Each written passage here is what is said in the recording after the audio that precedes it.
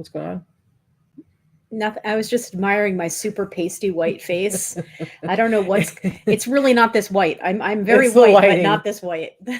Well, we do the show now in your office, and we've got like natural light in, so we don't use any ring lights or anything. And apparently, between the natural light and like I think the blue walls, So when are we going to move back into my office? We're not. It's a cave. It's too small. I don't even like to visit you in your office. Oh yeah, that's how small it is. What's happening, everybody? So I see we have about 20 people watching, but nothing in the chat yet. What's up? Are you guys alive? What's happening?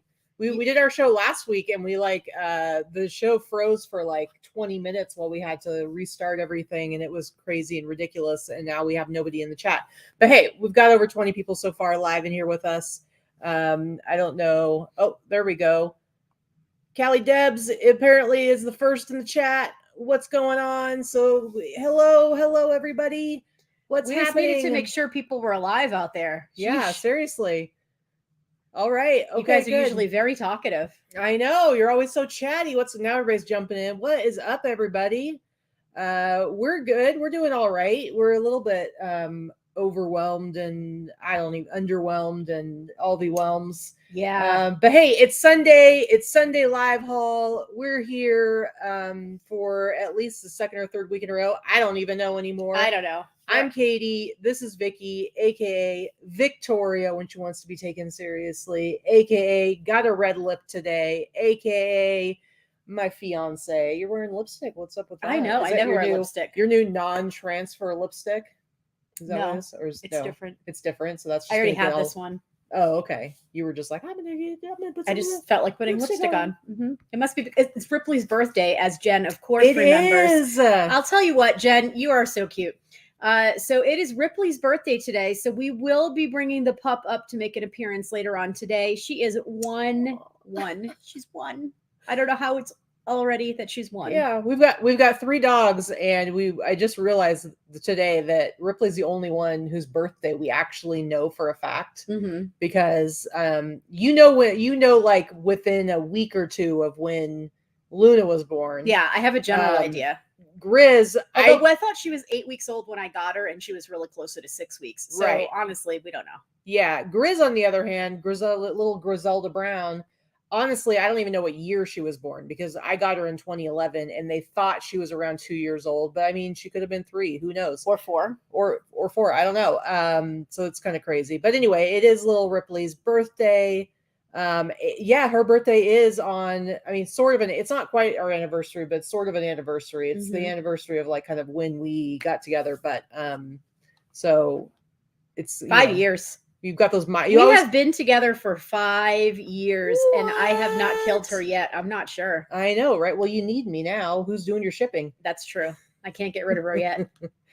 I still can't lift anything. Although I am feeling 100% better, I have to say, guys. Well, maybe not 100%. I would say 95% better than I was. It's been about 3.5 weeks since my surgery. As Tommy says, Vikki with the new rack, Vikki with the smaller rack, apparently. I am feeling a lot better, healing and all that stuff. I just still can't lift anything heavy. Physically, you're feeling a lot better. Do you want to talk a little bit about your general malaise? Let me put you on the spot. Thanks. Well, no, I feel like this part of our show is that we're super transparent, and things are not always roses and sunshine and kittens and puppies. And I think, there's so much going on. First of all, it's summertime, and this one over here, how do you feel about summer generally? It's my favorite. Why is it your favorite? Because I am a pool person. I love to be out in the sun, and I love to be in the pool. When's the last time you were in the pool? More than a month, like a month and a half ago. Yeah, it's been a while.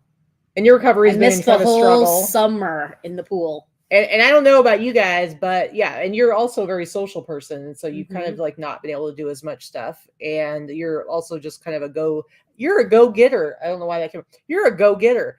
And you've been kind of grandma. No, if it was my grandma, she would have said, that's a bit much. But you've had like a lot of limitations on you. Plus, what happens when you can't really work for a whole month and you don't do any listing? You don't do any selling. Yeah, that's what happens. So it's been a little rough. So my sales are in the toilet. I can't really go sourcing like I like to. I can't really hang out and do the kind of things I like to do in the summer. I'm physically limited. I'm not sleeping great. Well, yeah, that's a big thing too, is I think the sleep part just makes everything else worse because you're forced to sleep on your back all the time. I'm forced to sleep on my back elevated with a couple of pillows and I'm sleeping like a corpse. Nobody sleeps like that naturally. That is not comfortable. I am a side and stomach sleeper and I can't do either right now. So, yeah. So I feel like, because you were saying today, like you're just feeling blah. I am. And it's like, you know, I know when it comes to like the job that for those of you, especially who are like full-time sellers, like your moods can definitely be dictated by like how your sales are going. And then if your sales are down, you know, whether you have a reason for it or not, it's so hard to be motivated because you've got like a good 100 items that you have pictures for it, but you can't. I'm just starting to get. You're just getting listed, and you just started listing this last week, so it's like, well, like a week and a half ago. But yeah, I've listed like 200 items in the last week and a half, and you guys will see when I get to my numbers. Whoo, man, that couple of weeks of not listing has been. It certainly has caught up to me. You know, I already had the summer slowdown, but I've got to tell you, I've had probably the worst 90 days in the last 5 years right now. Yeah. It's pretty bad. My eBay, like you guys were here last week and you saw how bad my eBay was. My eBay sales are getting better, but I'm still definitely on the downswing. But yeah, it's tough to be motivated when you're not doing well. It's like when you're selling things left and right, you're like, yeah, I'm gonna list, do. But when your sales are really bad, it's like really hard to make yourself focus. And you're the type of person that you stack up all the things in your brain and you overwhelm yourself. Like, you know, like when she's feeling like this, I'll talk her through kind of what it is that she's worried about or what's bothering her. And she's all this. She's my good anti-anxiety barometer. Well, she's got all this. She has like over 100 things that she can list that's already photographed, but down in her shipping room, it's also her staging room. And she's got a whole bunch of stuff that still hasn't been photographed. And so she's thinking about that. And I don't normally have a death pile. Right now I have a death pile. But that's like overwhelming her too. And I'm like, okay, just forget about that. Like, who cares? You don't need to be photographed right now. I'm like, you're not even shipping, so you don't even need to go in that room. So just forget that stuff even exists, because right now you can focus on the stuff that you can list in here. And it's just Lori, it's okay. We've lived through a pandemic. It's true, Lori. I mean, really. Yeah, so I think it's just one of those days. It's just one of those days. So Greg, I'm loving that. I'm loving that you've gained 22 pounds back. 22-pound weight gain, Mr. I kicked leukemia's ass. That's awesome. Yeah. That says to me that you are feeling better Very and you're cool. regaining some strength, and I appreciate that. And while we have you here, Katie and I wanted to say thank you for our gift package that came in the mail this week. Nothing like another reseller that sends you thrifted shit to sell. I mean, that's really, that's like the best thing. He did send some candy too. That's true. He did send some candy and stuff, and some little, he sent me some ET stuff, which I'm always appreciative. But yeah, you know, it's a reseller care package when you've got some little goodies and candies, and then there's a bunch of just like inventory. And there's a bunch of like t-shirts with stains and holes in them, which, because that's like gold for a reseller. Oh, for right? sure. We're like, oh my God, this is awesome. For sure. Yeah, which I don't think I'm showing any of the stuff that you gave me, Greg, because it's all in the process of being washed and bleached and whatnot. But definitely appreciate the fun t-shirts you sent my way.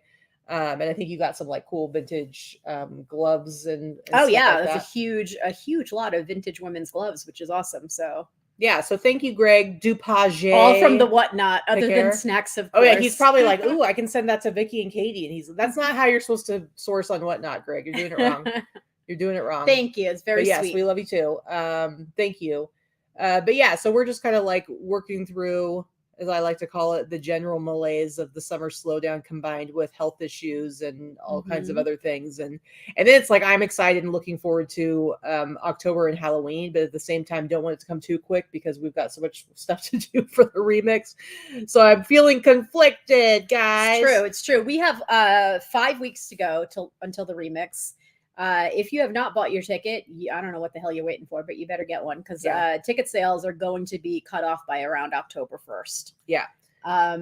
if you have not purchased a ticket yet. I know that there's some people that are still on the fence. I highly recommend you at least purchase the virtual ticket if you are not able to come in person. The virtual tickets and the virtual plus tickets are $50 or $75. It's right on the website, depending on what you're looking for. But at least with the virtual ticket, you will get all of the sessions content and all of the session contents. Yeah. And everything's going to be professionally filmed. It's not live, but you will get it about a week after the event itself, and it's going to be professionally filmed and edited. And you won't miss all the amazing content. Of course, you're going to miss the wonderful people that you could be hanging out with. And, that's true. And having fun with, but you won't miss the business content, which I think is really important. So, Danica wants to know, how is it Sunday already? We're glad to see you. We're glad to see y'all too. See y'all. Good to see you. But yeah, speaking of the remix, we've been doing special Wednesday shows, Wednesday remix, kind of who's who from the Boss Reseller remix. And this Wednesday, at 10 a.m. Pacific time, we're actually going to have Wade from Wade's Ventures is going to come on. And he says he's got giveaways. I don't know what they are. He's giving stuff away to our audience. Yeah, he's like, I've got prizes. I've got 3 things to give away, and I'll ship them. So I don't know what they are, but he's always like finding amazing storage units and stuff like that. So I'm excited to see what he has. Also, we will be giving away a couple of virtual tickets. We are going to give away a couple of virtual tickets on Wednesday. So at least one. I'm giving away 2. You can't stop me. Okay. And so Wednesday, 10 a.m. on our YouTube. I think Teresa will be here. I don't know when she's getting back home, but she is not going to be home. She'll be in Boston, so I don't know if she'll be joining us Wednesday or not. We'll see. But prizes galore. She's in Boston, hanging out with Trish and Diane. There's not a little bit of jealousy happening right now. And yeah, seriously, I've seen a couple people mention, I think Tommy mentioned it earlier, T-Money, Teresa, she was on the cover of Parade magazine, which I'm like, Parade magazine. It's an insert in the newspaper. Oh, okay. So Parade magazine, I haven't seen the cover of Parade magazine in It's a national insert That's crazy. into every Sunday newspaper that anyone has. Yeah. So if you get the Sunday newspaper, or which newspaper is it in? All of them. Okay, so go out, guys. After the show, wait till the show's over because we want you to stay here and hang out with us. But after the show, seriously, go to the store, go to the gas station, get yourself a Sunday newspaper so you can get a Parade magazine because Teresa is on. It's like the cover of it, right? She's on the cover with Ben Affleck and J-Lo, for Christ's sake. Yeah, guys, she's on the cover with Ben Affleck. I've been in Rolling Stone magazine. I've been in Time magazine. I've been in People magazine. I've never been on a cover of shit. I'm going to tell you that right now. So T-Money is like bossing up. Out of control. So seriously, I don't know if her head is going to fit through the door in October, but Listen, here's my challenge to you guys. This is my challenge because I doubt she's going to watch this show. She doesn't watch in reverse. If she's not live, she's not watching. Listen, my challenge to those of you who have tickets to the remix, please go out, get a copy of the Parade magazine that's in the newspaper, get a copy of it and bring it to the remix and have her sign it for you. Have her autograph She will die. She will love it so much. Please. That will make her life. Yes. So I'm challenging you. I know some of you are going to be paying attention. You're going to do it, but make sure you do it. Maybe even get a couple. I don't know. So somebody else can have her sign one too. I think that would be hysterical and she'd love it. It would be so fun. In fact, now I have to go out and get a Sunday paper because now we have to get one. I know. And frame it and hang it on the wall after it's signed. Seriously. Let's see. I know. I bet Danica will go make it happen. Danica will totally make it happen.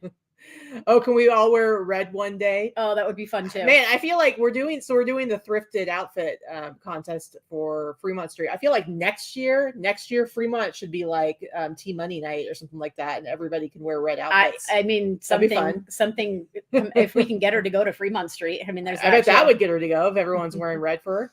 I think that's hysterical. Yeah, she's it'll be a lot of fun, and she'll really enjoy that. See, Danica, you're good. You're good. She always listens. So the title of today's show, let's just touch on this very, very briefly. I have sales going up on the horizon. Ooh, teaser. Ooh. What is that clickbait? That was really just so that I didn't Casey. That was really just so I didn't have to put this week's sales numbers in our title. That's true. That was pretty awful. She makes up these weird titles when she doesn't want to put the numbers in. So what I wanted to talk about briefly, and first of all, a pre-warning. Let's not get into the debate of how we feel about this issue. Let's not get political in the chat. Please, I beg of you, if you're a-holes in the chat, you will be taken out. So just let's stick to how it affects us potentially as resellers. And so what I want to talk about is the whole student loan forgiveness. And the reason I wanted to bring it up is because we are all business owners. We make our money selling online. And so it does matter when things happen in the world and in the country that could affect people's money. Anything that can affect the spending habits of the economy in the United States. Yeah. And so what happened is I think it's not going to go into effect probably to the beginning of 2023. It could be sooner. It just depends. But they are doing loan forgiveness of $10,000 for people who didn't have Pell Grants. This is undergrad.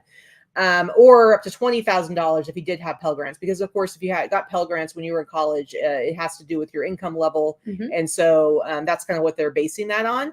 So there's a couple of things. So for some people, that's going to wipe out the rest of their debt completely. And there has been like a freeze on having to make payments for student loans, but that is going. And they've just extended it. There's been a freeze on interest. Yes, but they've just extended that to the end of 2022, and they've said that's the last time. That was already extended to the end of 2022. Yeah. So, but they said it's not going to happen again. So, beginning in 2023, people are going to start paying their student loans again if they aren't already. And for some people, that's a significant amount every month. And what happens when you have particularly like middle income people and lower income people, when money is freed up, they tend to spend that and they tend to put that back out into the economy. Correct. There's a lot of data that backs that up. And so what we like is when people start spending more money, right? Because we want them to buy our stuff. And so hopefully that will have some kind of effect. It's kind of like what Greg just said. Like it's almost like a stimulus. It's not almost, it will be a stimulus for the economy in general, because when money is released from obligations, it goes back into the economy. So it will be a stimulus that will affect those of us that have trades or wares to sell. Yeah. And hopefully that will mean an increase in purchases. At least temporarily. So hopefully it'll have some effect. Also, not only that, but they're making some changes just in general to how loans are being repaid. So one of those things is income-based payments. They're going to be limiting that to 5% of your disposable income. Discretionary income. And the way they kind of calculate that is it's not just like, your taxable income. They have like a whole formula that figures out. For those of us that are still repaying student loans, I mean, that's, a big deal. After you've paid for your essentials like food and housing and stuff like that, they have a whole formula. So it's like, I think it was like 150% of poverty level, but they are changing that, I think, to 250% of poverty level.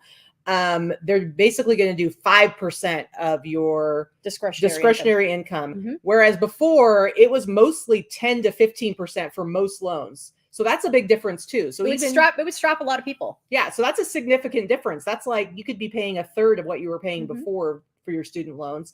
And they're making it so that like, as long as you are making your monthly payments, like once things start back up again, there's not going to be any more interest growth. Like as long as you're doing your, before it's like you make your payments, but you're continuing to like accumulate interest. I know so many people that, you borrow $30,000 to go to school and 10 years later, you still owe $40,000 and they've been making payments all along. It's just a number, but I know of so many people that has happened to. Well, I have a 29-year-old. They borrowed $10,000 and in the end, it was like $40,000 that they paid.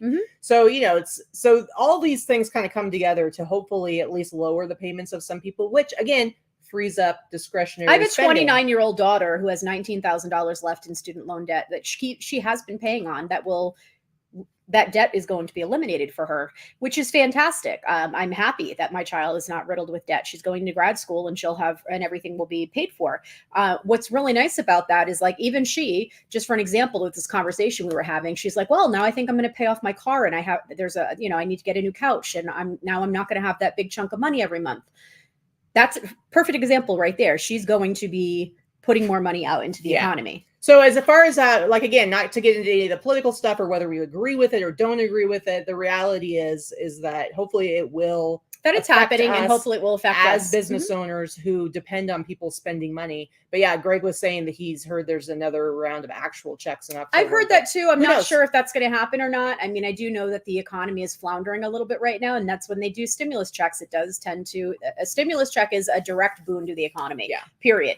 I do realize that we can't print money forever, but especially in October. I mean, how many? We're also a conversation with a bunch of people here that are talking about this that have zero accountability or influence on anything that's happening. We're just, you know, it's just going to happen, but whether we want it to or not. If I get a stimulus check in October, you know what I'm doing with it?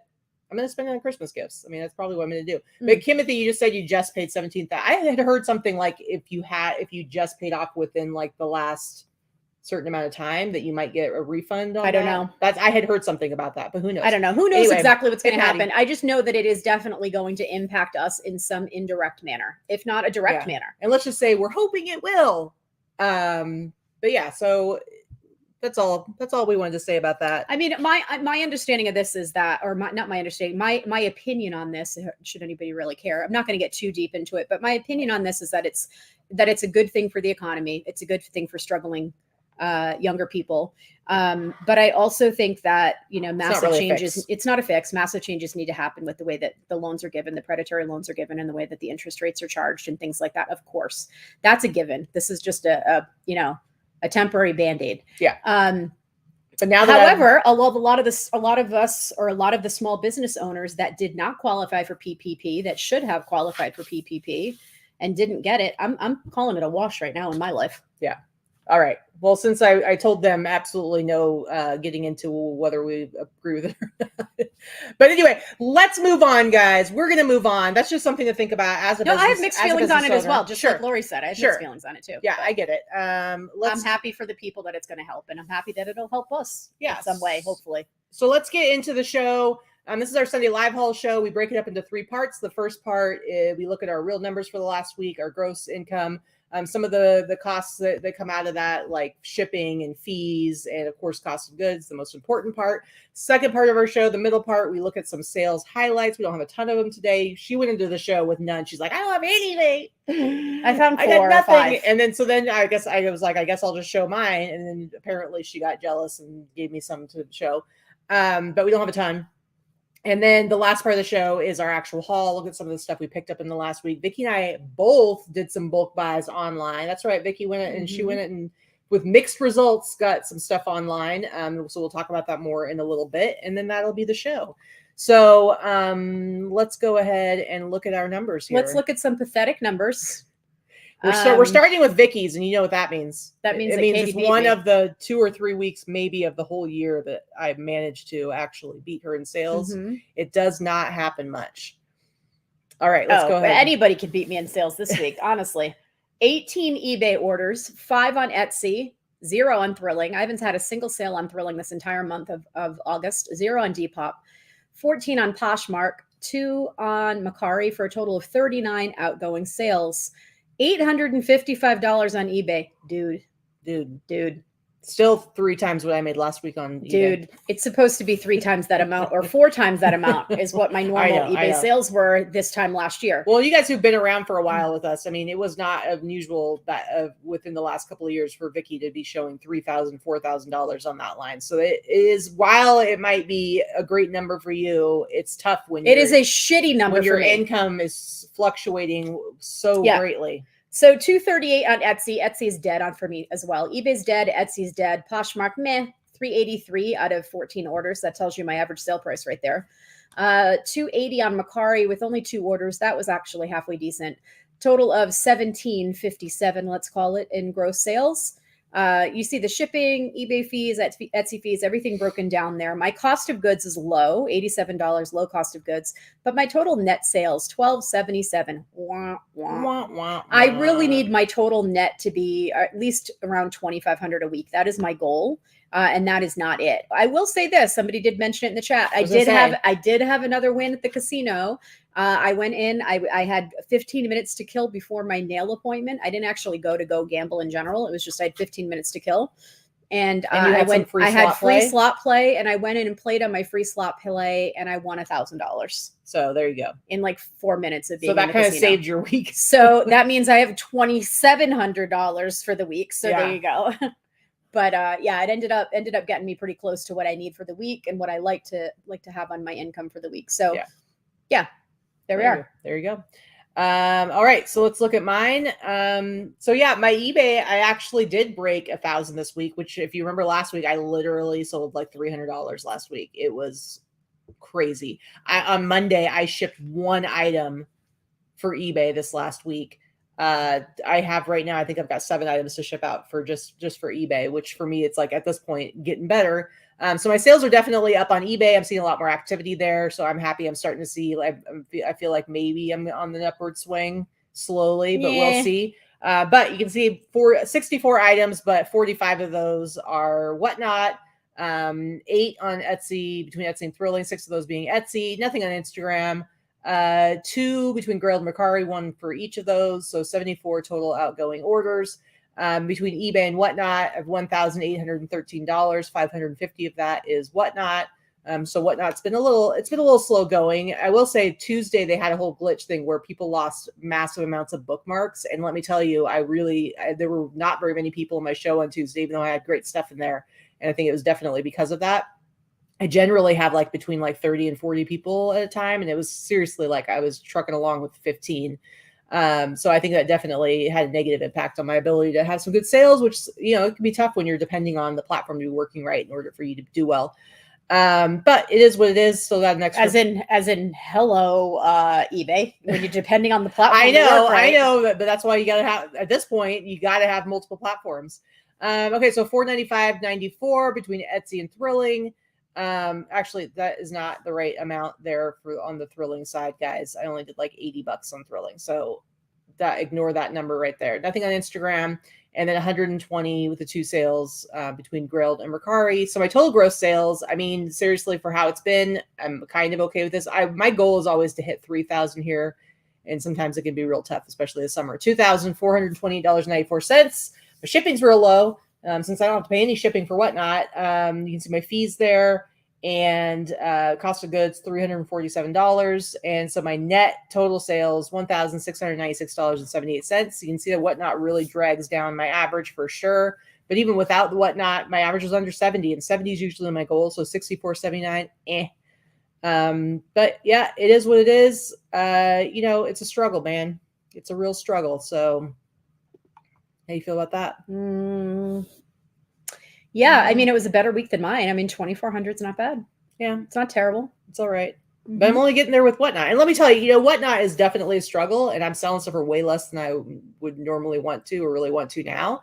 But at the same time, it's kind of saved me this summer. Like, without doing those 5 sales, those 5 days of sales while you were gone, mm-hmm. like I got an influx of cash, and it's bringing in some money, and it's freed up revenue for me to be able to actually do some bigger buys of better stuff to kind of bring into my regular stores. So, it is what it is, and hopefully I can build that up. But I think I'm going to do a show this week. I think I'm going to try to do this week. I think I'm going to try to do it on Thursday. All right.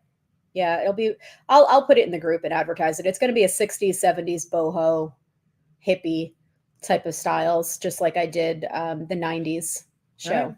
All right. Cool. I think I'll do it on Thursday. You're just going to jump right in? Why not? All right, let's go ahead and look at our sales highlights for this week. Like I said, we don't have a ton of them, and I think you only have like 4. Mm-hmm. So, but I was just, because I only picked out 6 of them because I didn't want to do like a whole bunch without you. But let's go ahead and look at them. We've got some interesting stuff. So, Lori, I agree with you. I don't want to sell my stuff cheap on Whatnot either, and neither does Katy. The thing is that a lot of the stuff that I'm choosing to sell, I mean, I've only done the 1 show, and I did well. But the things that I'm choosing to sell, and I'm not going to do it once a week or twice a week the way Katy does. I don't have enough inventory to sell things that cheaply. But I will do it once a month, and I will use it to clear out stuff that I've had for a while or hasn't had much interest online that someone else may like or might want to wear. So if I've invested $1 to $5 in an item, I'll start it at 10. And that's basically what I'm going to be doing. Yeah. Tommy, I'm going to keep doing it for a while. I mean, I'm continuing to grow as far as my followers go, and I'm gaining some like regular people that don't know me from social media. And so I'm willing to put in the time to see if I can get it to build, and we'll see. I mean, part of it also is like, I'm sure there's a summer slowdown, and I'm sure things, they keep adding more people, but then it's like the weather's still so nice outside. Like, who knows what's going to happen? I want to see what a fourth quarter on Whatnot's like. Honestly, I want to see what happens there. I've got some fun theme shows that are going to be coming up. So I want to see how all that goes, but I'm not going to jump yet. I like a good theme. I mean, that's why I'm doing my show like that. I like a good theme. I mean, I think that's not necessarily what it's supposed to be for, but I think until there are actual real buyers on the Whatnot site, which there aren't yet. I mean, the reality is that the majority of the people buying on Whatnot are other sellers still. They really need to build the platform and bring actual buyers that are buying for themselves, personal buys, collectors, that type of thing. And that's not there yet. There's just not enough people there yet. Mm-hmm. So I'm interested in seeing what happens once it gets there. So I'm okay with that. So I'm not going to sell anything for less than $10 personally, but different platform. Exactly. I mean, you never know. It's like that Pope t-shirt that Sandra got for me that I'd had in my store for a while, and I had it on Etsy. And she sold it in like less than a week on Etsy for like $125. Like it's Mm-hmm. not only like the store, it's also like, when does it hit the store? When does somebody happen to be looking? And it's like, you never know, it's all over the place. So hey, Will, thanks for popping in. What do you guys think of the Goodwill reselling platform? To be honest with you, I haven't paid a damn bit of attention to it. Yeah. I haven't looked at it. I haven't looked it up. I know there's been people that have done videos on it. I don't watch YouTube, so I have no comment on it whatsoever. I mean, it doesn't affect me and probably doesn't affect Katy either, because what we sell is vintage, and vintage is a specialty and it's a skill set. So people that are selling on Goodwill, or Goodwill employees that are selling their own stuff, don't know what the hell they have. They don't have that skill set. So I'm not really concerned. Yeah. All right. Tapegs. Look at Tom from MySpace. Mm-hmm. Same thing did happen on Instagram live auctions. It's like people started doing it and it was great, and then it like became this huge flood where everybody was doing it, and then I don't even follow a lot of people, and the lives would be just jam packed, and Mm-hmm. people are buying from each other, and it gets stale after a while. It's a circular cycle of buying and selling. Yep. You just got to kind of figure out how to do it, I guess, right where it works for you. Okay, let's go ahead. I'm gonna share the screen here. And Johnny asked, you guys still doing Whatnot? Yeah, I guess you just popped in. But yeah, Katy does 2 shows a week. Mm-hmm. I've only done 1. I'm actually going to do my second show. My first show was 2 months ago. It sold out. It was a great show, but it's just not my platform that I'm going to focus on. So I'll do my second show this week, I decided. Yep. All right. So speaking of Whatnot, so here, for example, is a shirt. I did not sell it for that much, but I bought this for $23 on Whatnot. Went ahead and listed it. And somebody made me an offer for $75, and I was like, bam, let's do it. Let's get it out of here. Mm-hmm. I made some quick money on it. So this is something, and the live I bought this from, there were literally 150, 200 people in that live. But this particular piece was not something that anybody was that crazy about. I mean, I think they started at $1, so there were definitely a couple people that were bidding against me, but I got for $23, guys. And I sold it for $75 after having it listed for literally a couple of days. So I'm telling you, there's definitely money to be made on Whatnot. Even if you have no interest in selling on there, it can be a great place to buy. Now, I will say, I've heard a lot of people having issues of buying stuff and it's got stains and people aren't disclosing issues.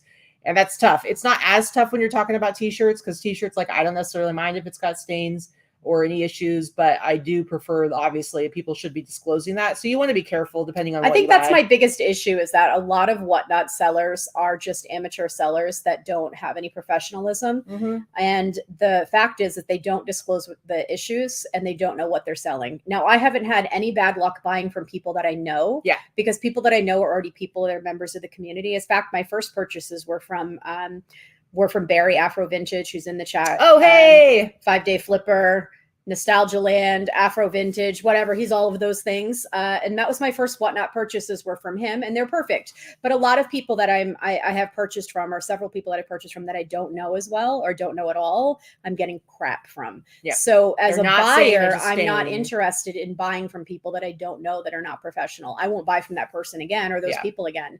So I think there's the fact that those of us that are talking about this in this chat are professional sellers. We do know what we're doing, and we already know how to disclose things properly. I think that gives you a little bit of a leg up that will get you some returning customers, as opposed to a lot of the people that are just using Whatnot as for the easy platform that it is, and just kind of like just selling crap fast. And but I see some sellers who have really big followings, and they're selling stuff, and they sell a lot of items, and people are getting it, and it's stained. People are getting, I bought one from somebody that was, I'm not going to say who they are, and most people in here wouldn't know who they are, but they do have a pretty big following. They sell a lot of items, and I paid up quite a bit for a really cool all over print shirt, and I got it, and it was covered in stains. Now I had to put a lot of work into it. I think I'm going to salvage it. I'm going to make money on it, but it was covered, and they didn't say one word about it, and it's really frustrating. And I've heard at least a few people say they're done buying on Whatnot because I've heard of that. Several people say that. So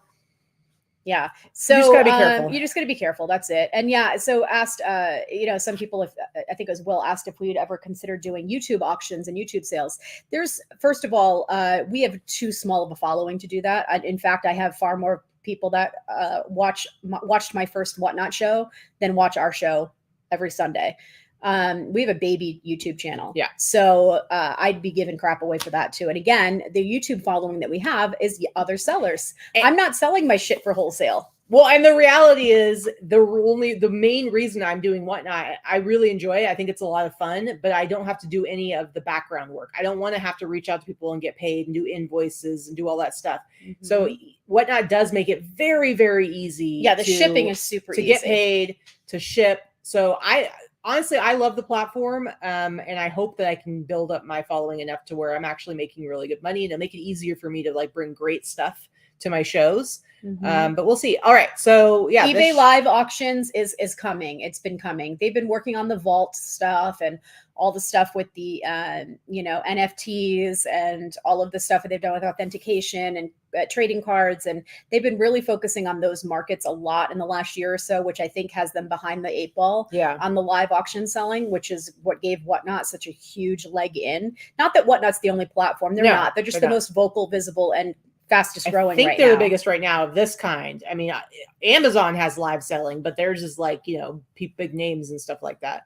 But I would guess like for eBay, I mean, I would think it probably is a major challenge to launch something like this, because you have to find like, how do they do it so there's enough buyers when they launch it to the rest of us sellers that it's actually worth it, and it's not like a big disaster and failure, So it's like it would be a tricky thing for a platform that's already established to bring in that element and have it work from day one. Yeah, I just want to see more buyers on the Whatnot platform. And I know that they're working on it. It's still a brand new platform, and I'm confident they'll get there. I'm happy to be in early, knowing that we can, they're going to get the kinks out of the way, and they're going to figure out and refine things better. Like the shipping. I think the shipping's a little bit off, but they'll get there. I have faith in that. I used to have a lot more faith in the Facebook Marketplace too, but they just decided 2 years ago to give up. Yeah. So, Yep. But yeah, Barry's fun because I always see his shows popping up, and he's always selling something different. He does all kinds of different stuff, and he's definitely one to pay attention to, because if you like to collect, like he was doing one that was like all Disney pins, and there were some really fun, really cool ones there, like Disney villains and I swear Barry's doing an auction a day or two. I don't know where he's getting all his stuff, and what? He'll never tell. He'll never tell. He's got like some secret black hole. His secrets are like guarded. Mary Poppins bag where he just keeps pulling stuff out, and I don't know where any of it comes from. But all right, so let's go to the next item. Let's see what you got here. What have you sold that I shipped this week?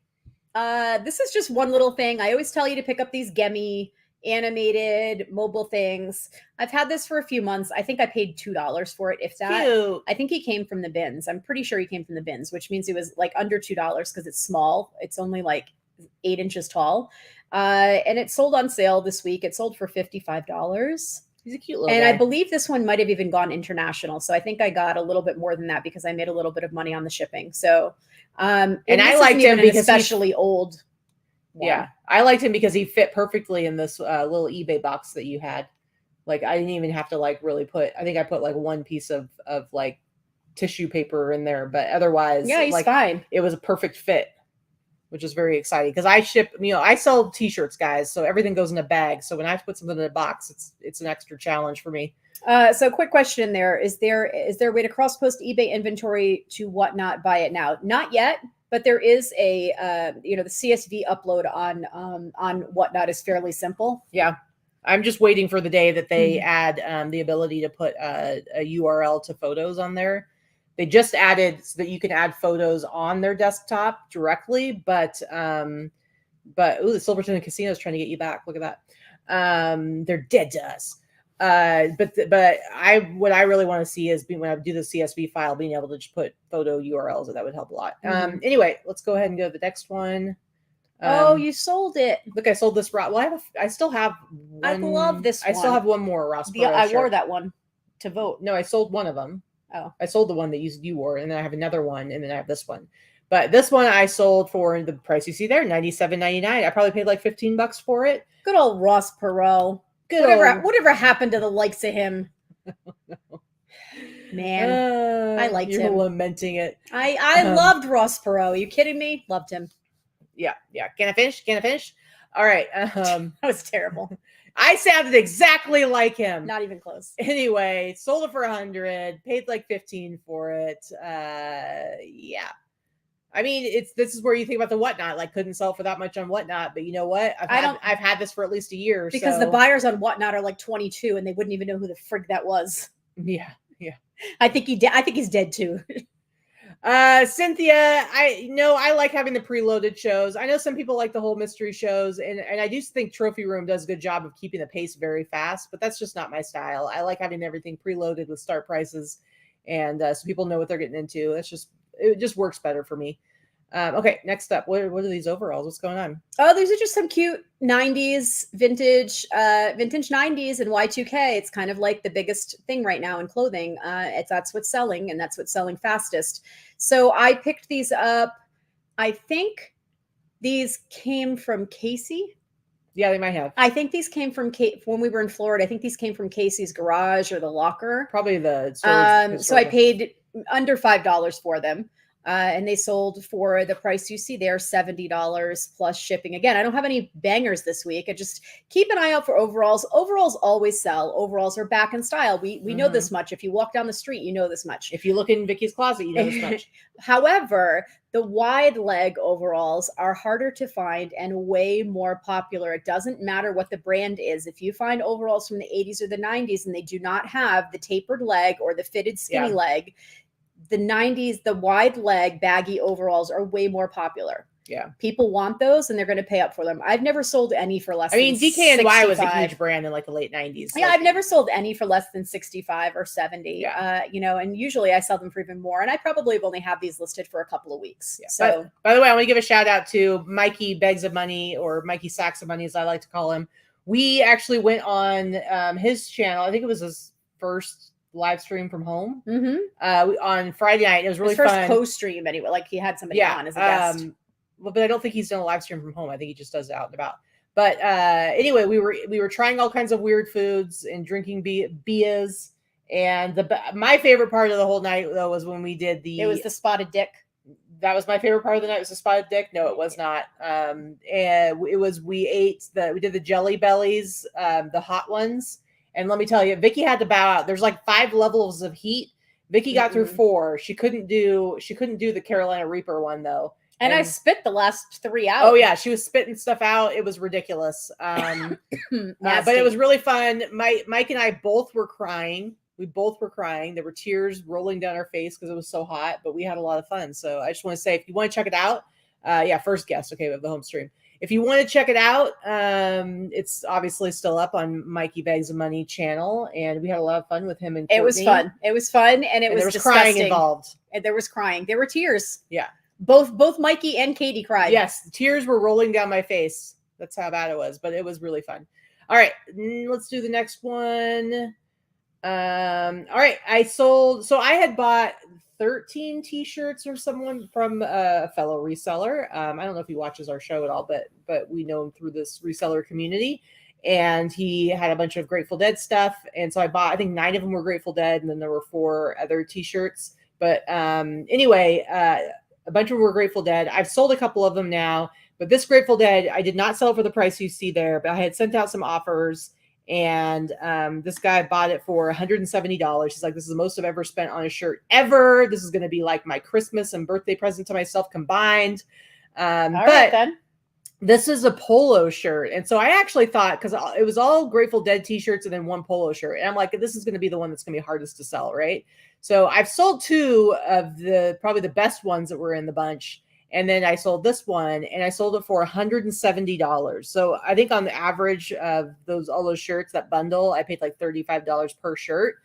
So between this one and the other two that I sold, I'm now broken even, and I still have 10 more shirts to sell. Nice. So it's a pretty good deal. But he already left a review, said it's his favorite shirt ever, and he's going to wear it with pride. He's very excited about it. So I'm really happy that he didn't have like any buyer's remorse. And he's like, oh, why did I spend so much on a shirt? I'm happy too. I think that's very happy about it. Yeah, I love it when I get like a really fast, quick feedback, and they're clearly very excited. And they love the item. Yep. Mikey says, I don't ever want to do it again, but I will. Hey, I actually like the jelly bean. I thought it was really fun. I would definitely do it again, but I was crying. They were so nasty. Yeah, see, Vikki thought they were gross. I didn't think they were gross. They were just freaking hot. I thought the sriracha and the jalapeno ones actually tasted pretty good. It was the hottest I have ever tasted almost anything. Yeah. And you didn't even do the Carolina Reaper. And then I thought it was a good idea to like show off, because Vikki wasn't eating her Carolina Reaper. I ate mine, and then I popped hers in my mouth too. And the thing about jelly beans, almost died. I almost died. Well, that was why I was crying. The thing about jelly beans is that they stick in your teeth. So, normally if you're eating something hot, you just swallow it right away. And yeah, it's still going to be burning your mouth. But like the jelly beans, it's like the really hot ones. It's like you got little gummy bits in your teeth, and you're like trying to. Oh, it was so nasty. It's just nasty. It was ridiculous. Anyway, so that's my Grateful Dead 80s polo shirt. All right, what do you got next? So this came from a box that I bought on Whatnot, a mystery box on Whatnot that I bought from Robin, Robin and Joe. Let's Shop. And I think it came with like 7 or 8 items in it, but this was the first to sell. It actually sold within 2 days. How much did you pay for your box? The box, I think I paid $45 plus shipping. So maybe $55 for 7 items or so, 6 or 7 items. And you already made your money back. And I've doubled my money on the first sale, which was this one. It sold right away. It sold within, like I had listed it on Wednesday, and it went into my sale that I started on Thursday morning. So it sold for the $116.96. It's a nice sale. So there are really good things to get on Whatnot. But yeah, I think Whatnot is a great place to source. For sure. The thing is, you're buying from, who knows who you're buying from. In this case, I was buying from someone I knew. It was all dead stock. And again, people have, I know I've seen this in the groups, and I've seen people talking about it. You have to be very careful when you list North Face new with tags items. I have several that I have purchased here and there from mostly from all from Robin. And just don't list multi-quantities. Don't list 500 at once. I have maybe 4 or 5. I space them out. I list one every other week or so. It's just careful, Oh, Jill says that she cried too from laughing at us. Probably so that's pretty good.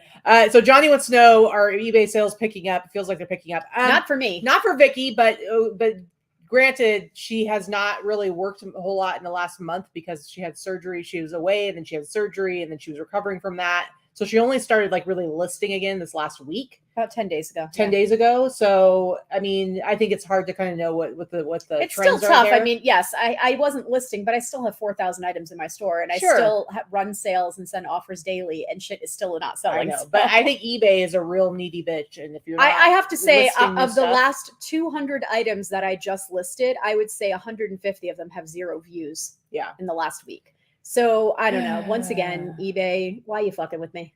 eBay, dropping the F-bomb. There you go. 48 minutes in. eBay definitely has picked up for me in the last week. Now, does that mean it's going to continue that trend? I'm definitely up. And actually my 31 days, I'm up significantly from my previous 31 days, and significantly because it was so bad my previous 31 days. So yes, mine are definitely. I mean, you can see my sales. You can see my feedback. I have over 15,000 sales that I've received feedback for. And we all know that we only get about 20% of my sales have feedback. Yeah. So, I mean, I'm a very long-term seasoned seller, and I am very disheartened with eBay this year. Yeah. The view count though, I'm like, I don't even trust that anymore, because I've had stuff sell that didn't have any views. And it's like, clearly somebody saw it because they bought it. So who knows? I never really look at the view counts. I just actually happened to look today. Yeah. Because I honestly, I can't figure out why I've literally sold 4 things in the last 3 days on eBay, and I'm listing so much. So I don't know. I can't tell you. I don't know what's going on with the platform. I don't know. Yeah. People talk about shadow banning on certain sites. I mean, I don't think it's a thing on eBay. I don't even know if it's a thing everywhere else. However, I feel shadow feel banned. it. I feel it. I feel like you probably have, if there is a thing like that on eBay, it's definitely not happening to you because they do love you at the eBay. All right. Next up, I got a twofer just because I figured it'd be easier this way. So we went a while ago before Vikki had surgery. We'd gone to an estate sale, we did an online estate sale. We had to go pick the stuff up. And so I kind of blind bid on, I could barely see like sort of that there were some vintage t-shirts in there. Mm-hmm. So I got a few things. I think total I spent like $100 between like 3 different bundles of, it was like box of t-shirts, closet of other shirts, and you could barely see. I was like, okay, I kind of see a vintage tag there. I've already definitely made my money back. There was some stuff that I didn't want at all. There was some stuff that I wasn't really worth me selling. And so I gave it to me. I gave you a couple things. I traded a bunch of it into yesterday's fits and got credit because Jesse's really good about giving decent credit on stuff. And then I've sold a bunch of it. So I'm above and beyond having made money on that. And it's great because usually I pay up for my stuff, but like this t-shirt, I mean, honestly, I'm in maybe $1 or $2, maybe I'm going to say $2 I spent on this. But I like this one. Shuck me and suck me, suck me, suck me, eat me raw. Just a fun t-shirt. And I haven't had this listed for more than maybe a month at the most. Spent $2 on it and sold it for $62.99. So I was like, heck yeah. I'm surprised Allison hasn't said something yet about the shirt. Oh, the chat is going downhill, but it's mostly Angel. So I've been waiting, waiting for Allison. Big drift, BDT. Yeah, Allison, I agree with you. She said they make changes of things that were never broken, and she just wants immediate. I want immediate payment too. Like what? Like I do not understand why it's taking literally years of them first teasing it. And it's sort of rolled out a little bit. Like some people, like sometimes I'll get an offer and it'll say they have chosen a payment method. So when you accept it, you'll get it paid immediately, or it'll just say they'll have 4 days to pay. It's one of the two. I am so over it. I'm like, for the love of all that is holy in this world, why can you not just figure this out? I get immediate payment on Grailed and they use PayPal. Why has this not been figured out by now? It's annoying. It's freaking annoying. I'm definitely sick of it. I will just get more and more angry the more I talk about it. So I'm over it. Okay, so then the next t-shirt is also one I got from that box. There were a couple of New York Yankees stuff, and so nothing crazy, but still sold it for $63. Bought it for $2, sold it for $63. So I do love it when I occasionally am able to get stuff for super cheap and get to actually make money on it, because I don't get to do that with the kind of stuff that I buy. So it makes me happy. All right, next up for you. This is your last one. This is my last one. This was actually a decent sale. Excuse me. I'm going to sneeze. Sorry, had to get that out. Jeez. Anyway, so I had purchased these in a huge estate buyout when I drove to St. George. This was almost 2 years ago. Yeah, I was going to say. So it was October of 2020. So October of 2020, Corey went with me, and Rudy and Sally had scouted this out for me, and I went and bought a truck full, everything I could fit in my truck. In fact, I had to leave so much behind because I could not fit another thing in my SUV or in Corey's. We had 2 SUVs full. Mm-hmm. I wish I had rented a truck.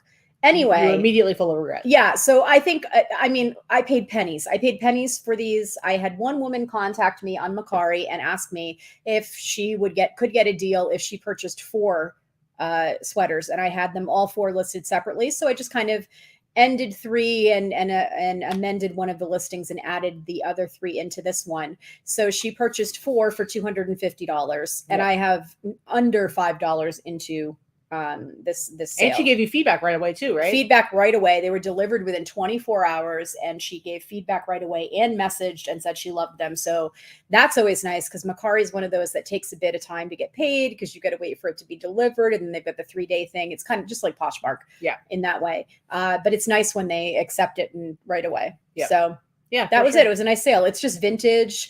You can see some of the other photos here. Just vintage, and they weren't even in perfect condition. A lot of them had issues and pilling, and there was soiling. This was probably the nicest one of the 3, of the 4, and just needed, they needed some work, but they are great sweaters for someone that wanted to put in the work, which was not me. Yeah. But $250 was good. Yeah, for sure. Yeah, and also I was going to mention this on Whatnot when I had my show last Tuesday that was like super slow because I'd lost like most of my bookmarks. I was selling like a bunch of nature teas, animal teas and stuff, and there was a buyer who's also a seller who was like, "Hey, can I buy like a bunch of them? Can you bundle them?" Because the thing with Whatnot shipping is it's like the first one's like $5.50 and then everyone after that's $2.50. So let's say you get 10 items, you're paying what $25. you end up paying like $30-$40 for shipping. That's not going to cost that much at all, right? And so I was just like, sure, let's do it. And so I pulled out a bunch of the ones that hadn't sold and was like, and he just said yes to, like, I think I sold like 12. But what ended up happening is I accidentally had shown him one of the ones that had already sold earlier in the show. And I was like, oh no, like I had to send it to the person who actually bought it. And so I ended up putting in like 2 other ones in there and a couple of goodies and wrote him a note and everything. And he responded to me and was like, he's like, of course I love getting 2 for 1. And this is so awesome. You're a great seller. And he left me awesome feedback on the app. And so turned a bad situation into a win, because you just never know when that kind of stuff comes up and how people are going to react to it. But it's always good to try and work with customers. All right. My last thing is this World Cup shirt. I think I just picked this up like a couple weeks ago. You did just show this. Either it was last week or the previous show that we did. And so I listed it, and I list when I do Mercari, I list it, and I do the actually this one I think I might have like accepted a lower offer. I don't know. They offered me and I offered back. So I sold it for $80. It wasn't listed for very long. I paid like $25 for it. So it was a super fast flip, and I was really happy about it. And why not? I'll wait a week to get my money. I wouldn't have paid $25 for that. I love that you sold it for $80, but I would be like, man, $5. No, you're crazy. This is like a World Cup T-shirt. I know what it is. I can read. I'm just freaking. You wouldn't even pay $10 for it? That's crazy. Maybe 10. You crazy. Maybe you 10. Crazy. All right. Let's go ahead and get. Whoa, took you guys into the vortex. Yeah, I think Barry's right. He said, I try to keep in mind a year and a half from now, when there are tons of non-reseller type of buyers, I want to have a huge following and not be trying to play catch up. I agree. That's why I'm happy to be on the platform, even though I'm not going to necessarily be selling a ton of, I'm going to do 1 show a month. That was always my goal, until it makes sense for me to do more than 1 a month. Yep. I can heavily promote 1 show a month and have, my first show, I had 100 and some odd people in there. And I think that I can do that easily once a month. I don't think I can maintain that more than once a month. And if that brings me more, viewers, great. I just can't afford. So you're sure you want to do your show this week when that doesn't give you much time to promote? Okay, maybe I'll do it a week. How about you next week? I'll do it a week. Because you're like, I'm going to do it this week. I'll do it a week from Thursday. Give me some time. Okay, and then that way next week on next week's show, you'll be able to have a link to it to share with everybody. Fine. Because listen, guys, I'm gonna need your help to support this one over here, because then I'm the one that will suffer the wrath. I did well my first show. I didn't have any passes, and my average sale price was like $30. Yeah, you did great, which is not terrible. Mm-hmm. So I did well that show, and I expect to do as well this time, because that's who I am. Yep. All right. So let's get into our haul. All right. I set you up like a little table there, so I know, so I don't have to listen. So you don't have to like reach last down. week I had to reach a little too much, and I was kind of hurting a little bit by the time we finished the show, but this time's a little easier. You want me to go first and just go through everything? Sure, go ahead. I don't have a ton of stuff, so I'm just going to show some of the things that I do have. We did go to an estate sale. I think I saw Jody picking peaches in here earlier, unless she had to bounce. I'm actually shocked. I even said to Katy several times I expected to see you in the line at this particular estate sale, because it was an estate sale that was all mid-century. Not mid-century modern, but all mid-century. Unfortunately, this estate sale company lets 15 people in at a time, and Katy and I were like number 20. We got there early. We got there 40 minutes early, and but the problem is that we were behind 2 different clothing, 2 different flippers. I think one was like a couple. Yeah, there were 2 people. They were first, and they were clearly major clothing people. And then there was a guy directly in front of us who was also a clothing person. So basically, they got like a good 10 20 minutes to go in and just take everything that was like really good. They had, and then he went in and there were 4. It was a hoarder house that was all mid-century furniture, accessories, and clothing. Prices were a little bit high, but it was it is my favorite estate sale company here in town. The woman that runs the estate sales is super nice, and I generally get really good deals from her, just not always on the first day. Well, this time I didn't buy enough for me to really negotiate. I just bought what I could. But here's the thing. They had 4 overstocked closets full of 60s and 70s clothing. We saw the piles going 4 closets. The huge piles of dozens and dozens of items that other people got before me. I was almost in tears.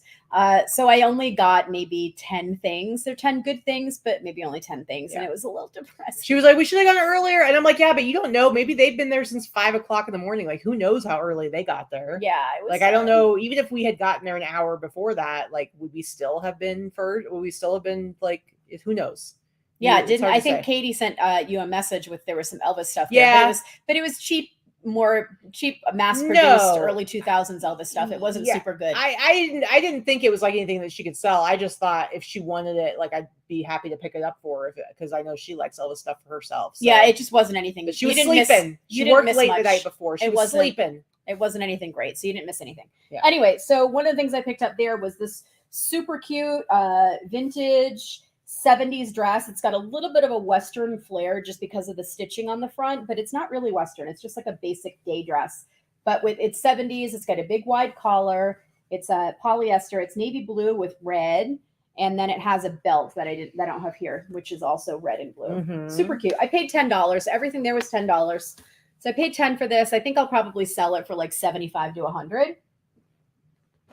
I paid $10 for this because Katy threw it in my pile. I didn't even realize that I was buying it because this is not my thing. I was going to get it. And then she was sad about not getting anything good. And then she was like, I bought this. And I'm like, well, I was getting it, but it was in your pile. And so then I had mercy upon her and I said she could just have it. And guess what? It's like $100 jersey. Yeah, I mean, I don't buy sports jerseys, right? I just don't. It's not my thing. I have no interest. So this is Portland Trailblazers. I don't know who the hell Wallace is, number 30. But it's an early vintage Nike jersey, and it's one of the good ones. So it's a 3XL, but it has the measurements. So with the extended measurements and then the extra length, these are the better made embroidered jerseys. I do know that much. Mm-hmm. And I know that they are more to begin with. This is all embroidered on here. It's sewn on patches. It's not just not printed. Well, and then the Nike tag. And then it has it's like late Nike 90s tag. Late 90s. It's not super early. But this could sell for about $100 or so. It's in good shape. It was a little bit dingy, and I just washed it, and it was fine. Yeah, it was funny because it was all like mid-century stuff, like really old. Like they literally had like this old Zenith TV with the remote that's got like 4 buttons on it, and then somehow they were only selling it for $50. I'm so depressed because I would have bought it just to put in the house. It was really cool. But then randomly there's a Blazers jersey in there, which, I'm from Oregon. So of course I was all about the Blazers when I was in middle school and like Clyde the Glide, and they were like playing. So I don't know who these people are. Somebody out there knows from the 90s. Okay. The like early 90s when the Blazers were hot. They were blazing hot. And that was when I was playing basketball in middle school. So Steph says, I love the color of your walls. Thank you. That does not show very, accurately on the screen. I think the color itself actually messes with the camera. It's like Tiffany blue, like Robin's egg blue, Tiffany blue. It's like that teal color. Mm-hmm. Let's see, what else did I buy? I've got some stuff I've picked up over the last couple of weeks that I have in different places. So when I was in California for the weekend a few weeks ago, before my surgery, a couple of days before my surgery, I was with my daughter and we went to go see the Dixie Chicks, or the Chicks, in concert in California. And Saturday, while I was there, my friend Alexis, who sometimes watches our channel, Alexis, who lives in San Francisco, came and picked me up, and we went to some estate sales and garage sales. So that was kind of one of the things we did. So this is a vintage. I got 2 of these actually. It's vintage Hello Kitty from the 90s. It's a comforter. There were 2 of them. They are not handmade. It is Sanrio. It is 1997. Super cute little patchwork of Hello Kitty. I can't find any like this exactly. It's all pastels. They're 2 twin size. I paid literally $1 a piece for them. And it smells a little musty. I may have to wash it. I've got I think I have them listed at like $125 or $130 now plus shipping.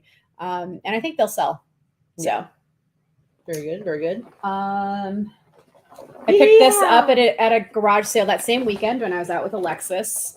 Just a vintage women's suede fringe jacket. I paid $5 for this. It's actually small, but it's super cute. It's got all the fringe, no fringe missing. I know they were always missing when I had fringe jackets. I wore this shit. What I liked about this is that it has the detail in the back where it's got like the corset lace up detail in the back and on the sleeve. So again, I think I have this listed maybe 150 or so plus best offer, 150 with best offer. And again, I paid $5 for this at a garage sale. It's in good shape. Big blankets and heavy jackets when you're traveling by plane. I know, right? Well, I brought an extra suitcase. Yeah. I knew I was going to go hook up with Alexis. So the next few things that I'm going to show are all purchased from big bulk online purchases. Trying out a couple of different ways, like Katy, trying to find a couple of different ways to source. I can't source at thrift stores or at the bins like I normally do right now. We did, but I need somebody with me. Yeah. I can't reach high up on shelves. And if I'm going to the bins, I can't go to the bins because I can't lean into the bins and pull stuff up yet. I can't lift anything over 5 pounds. So it is going to take me a few more weeks before I can actually source traditionally. So I've been buying a few things online, you know, with mixed results. With mixed results. I bought 3 lots from one company. It was a test run. And 2 of the lots were good. And 1 of the lots was a dud.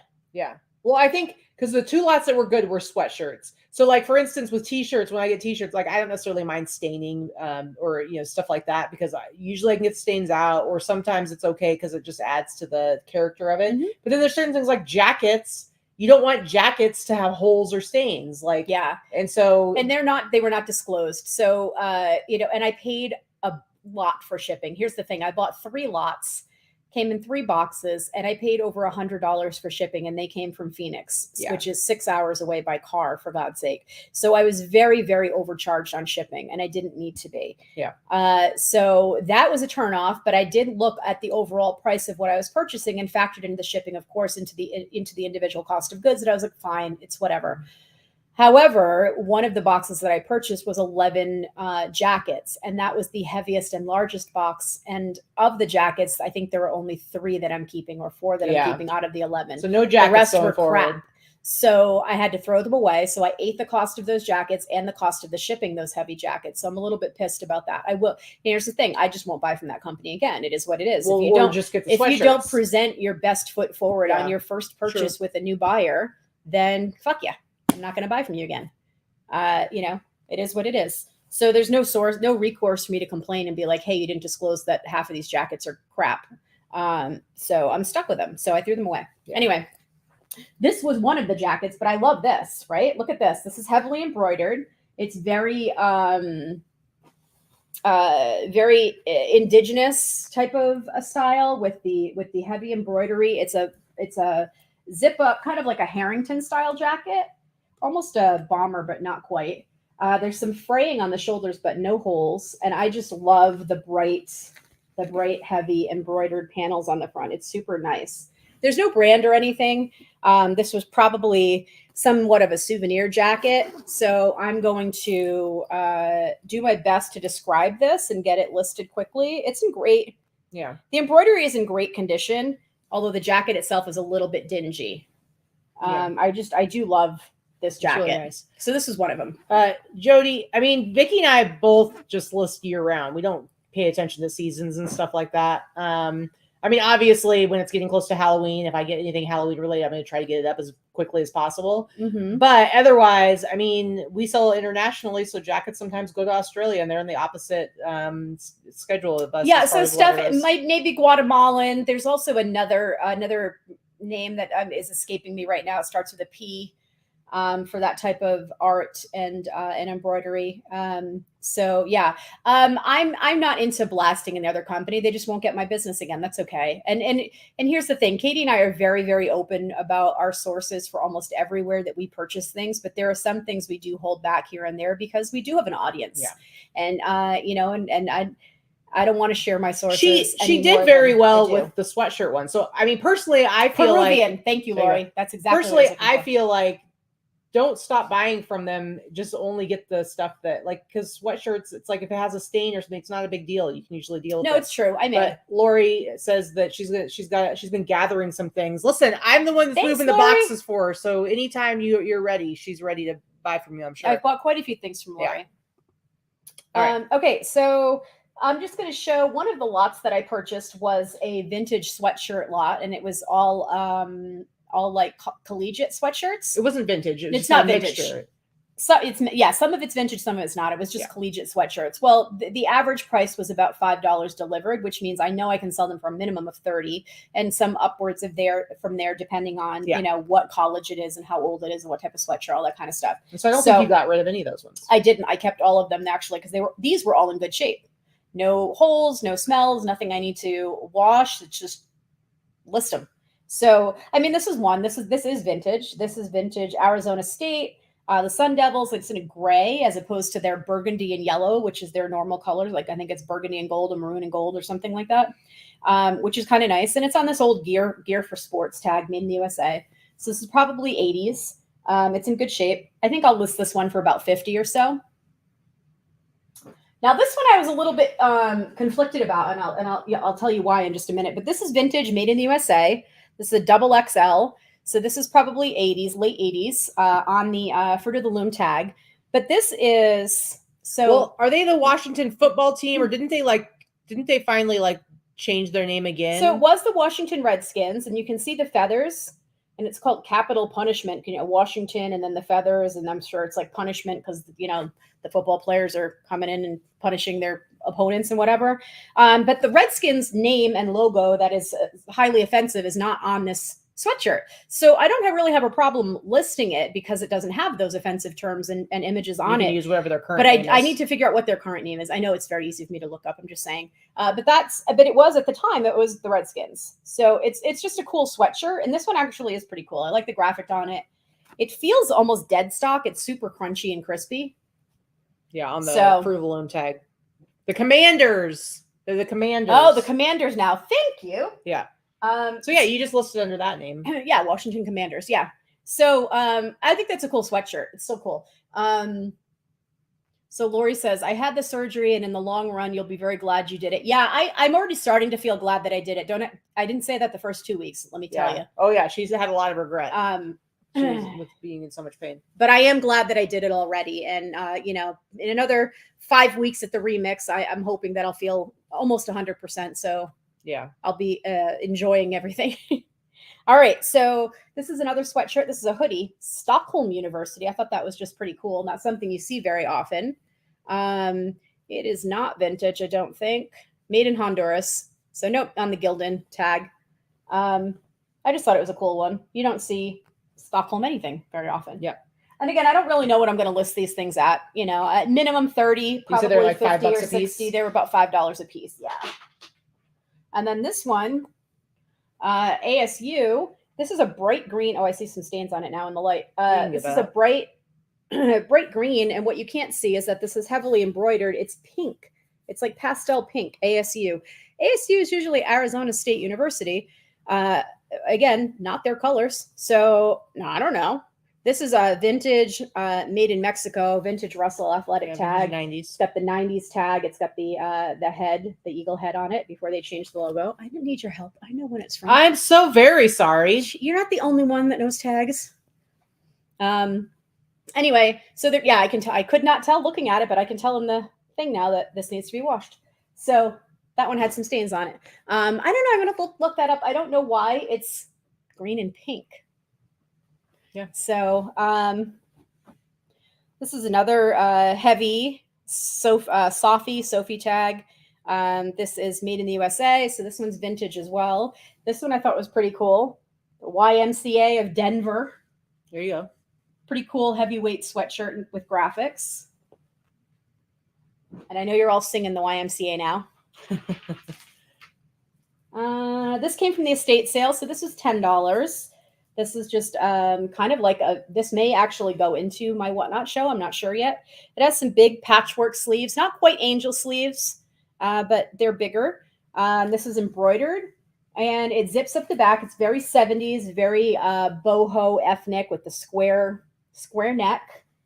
It's just a shift that comes down and has more embroidery and beads on the bottom. So yeah, it's kind of a fun dress. And then, yeah, see, Pick and Peaches said, could be the colors of one of the sororities. I agree with you. That's exactly what I was thinking. It could be something like that. Yeah, definitely. Vikki is back to her sassy self. I am back to my sassy self. So let's see. This also came in one of the boxes. They listed this as a jacket. So this was one of the things I kept. It is vintage, made in Japan.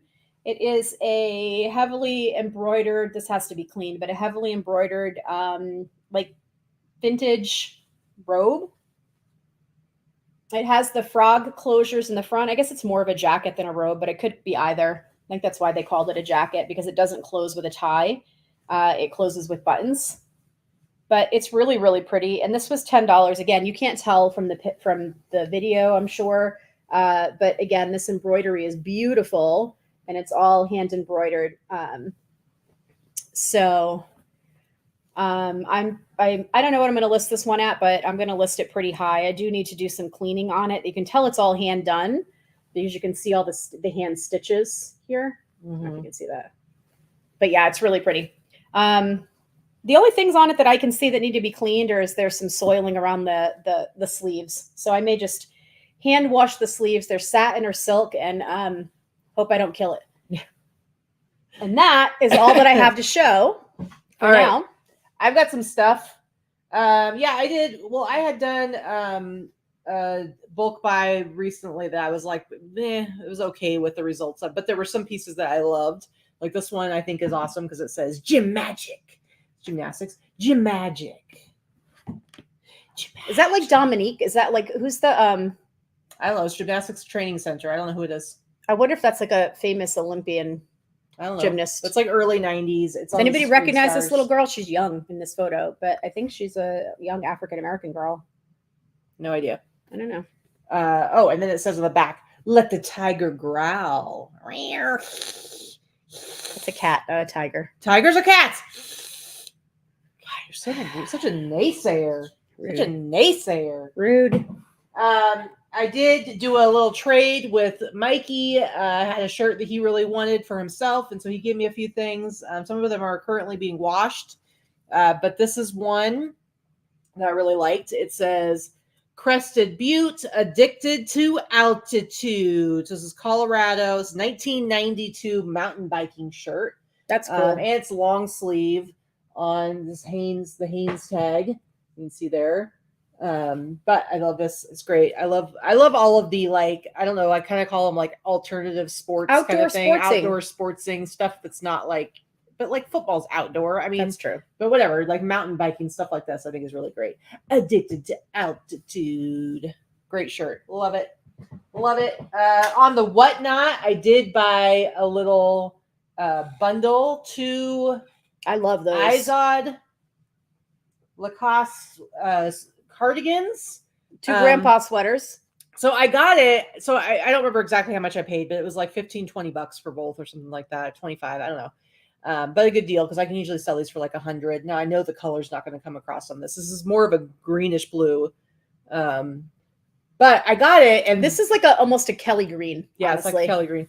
I got it, and this particular one, I was not super stoked because it has like some pilling, it had some stains on it, and I'm like, well, that's great. They didn't really disclose it in the video. However, first of all, my sweater shaver did a great job, and then I'm like, okay, let me look at the care tag, and it said you could wash warm inside out, gentle cycle. So I'm like, okay, I sprayed some stuff use my little toothbrush on the spots. There were like 4 different little spots, and then I threw it in the wash on a gentle cycle, and guess what? It came completely clean. So this was. Even though they did not disclose the condition on this one, you were able to rectify salvage it, and it's actually a very nice color. And then the other one, though, that came in that same deal, great condition, and the color is awesome. It's like a melon color. Yeah, it's the best way I can describe it. I think it's, well, for a second there, it was actually coming across right. Look at that. It's like a... There it is. That's what color it is. It's not quite pink, not quite orange. It's definitely not pink. It's like a melon or a salmon color. Yeah. And I think Jody's correct. That could have been Dominique Dawes in the gymnastics shirt. Right. That's the name I was looking for when I said Dominique. I couldn't think of her last name. And look at this tag. I don't know. Can you tell me what year this would be? What year would that be? 50s to 60s, the B. Altman tag. That's like late 50s, early 60s. But I've never seen this color.